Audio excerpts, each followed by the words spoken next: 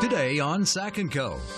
Being a parent is one of the most rewarding experiences, but it can also be one of the most challenging. And there's always the feeling that you're just not doing enough. We'll hear from a leading parenting expert and author on the real purpose of parenting. And welcome to Sack & Co. I am Melissa Paul. I hope you're staying dry in today's round of rain. Well, you picked a great day to watch because we have a show full of advice from experts about parenting and money. And along with great tips, we have free stuff.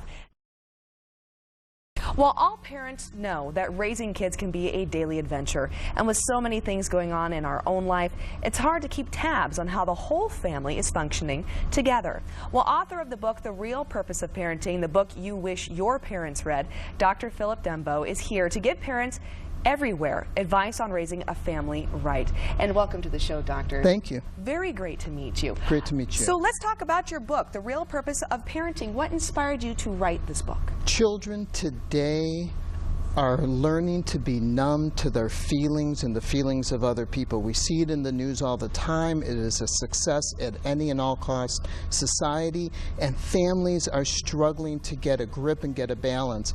After 30 years of working with couples, families, and kids, it really became important to me to let the world know that we have to revisit the real purpose of parenting. Okay, and why do you think children are becoming so desensitized? Well, the reality is that families feel the pressure of success at any and all cost. We are not a forgiving culture when it comes to mistakes, when it comes to failure. So success and outcome becomes everything. The process of getting there becomes sort of secondary to that. So what happens when that happens in development of a child is that they want to win. There are kids today out there that won't participate in sports if they're not on a team that they believe is going to win. Think about that. They are losing the love of the game unless they can be the winner. It's all about being number one. It's all about being number one, and it's all about the unforgiving nature of what failure looks like today. Okay. Well, I mean, as a parent, I do think that most parents, the bottom line is we just want the best for our children. And obviously that's an idea of our own, what we think is best for our kids. Is that really the right approach, though? Are we actually forcing our agenda on our children? Because we think we know what's correct for our kids, but our kid is also an individual themselves. Well, there's a difference in parenting between setting the standards in your family culture, setting what you believe to be your values, your morals, your ethics, all the ingredients that make up what you want your child to become. There's a difference between that and scripting your child, deciding who they're going to be. When your little 4-year-old hits a ball over everybody else's head, does not mean he's the next Hank Aaron. It doesn't mean that he's going to the pros.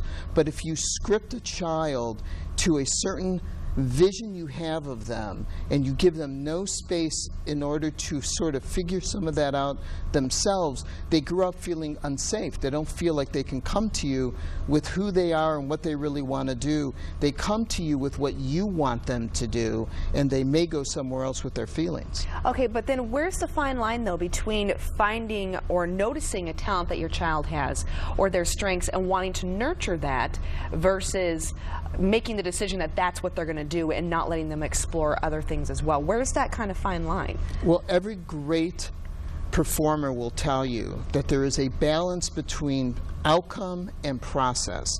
The fine line is a parent learning to keep balance in their belief systems, balance in their families, and then nurturing these great gifts that their child has, which means you're not in a minivan every day, all day, going from coaching to practice to tutoring to this to that to the other, eating out of styrofoam.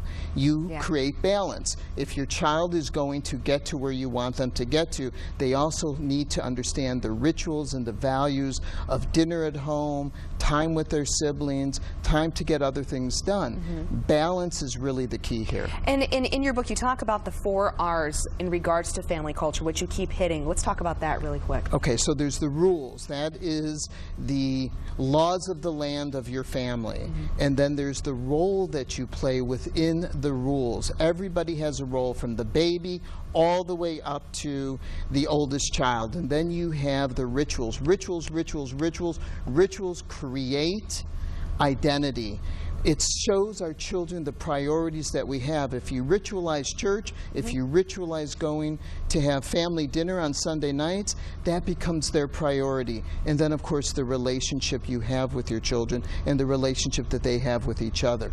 It teaches them to learn to be self-regulatory out there in the world, because that's really what we want for our children. We want our children to get out there and to regulate in this world as good citizens. And find out for themselves what they think, who they are. Let them develop who they are. And it sounds like structure is a big part of that. Structure, rules, rituals, and relationships. That's fantastic. And Doctor, where can people find your book if they're interested? They can find my book in every bookstore that's out there, plus they can get onto barnesandnoble.com and they can go to amazon.com as well. Thank you so much. Some wonderful key points there. Thank you. Appreciate it. And I myself am going to be picking this up tonight. I'll tell you that. Great. Thank you. All right.